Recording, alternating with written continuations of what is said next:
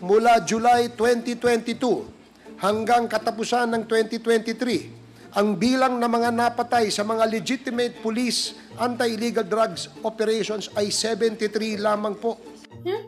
Totoo ba kung babasahin yung article ng Verifals na isinulat ng researchers ng UP Third World Studies Center para sa The Haas Project, wala namang sinabi na 73 lang ang napatay sa una at kalahating taon ng Marcos admin. Yung 73 na nabanggit sa article, report yun ni General Benjamin Acorda nung first 100 days niya bilang PNP chief. May total na 73 individuals daw ang napatay sa mga drug-related operations.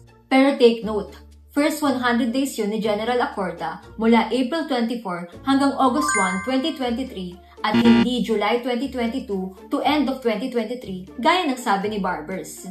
The anti-drug campaigns under former President Rodrigo Duterte from July 2016 to July 2018 and the current President Ferdinand Marcos Jr. from July 22 to early 2024 represent contrasting approaches in tackling illegal drugs. Ang numero po ay hindi po nagsisinungaling. Hindi nagsisinungaling? Sa report ng The Haas Project, sa unang taon pa lang ng Marcos administration, 342 na ang napatay sa drug-related operations. At sabi pa sa latest tally nila, mula July 2022 hanggang October 2024, nasa 827 na ang mga napatay.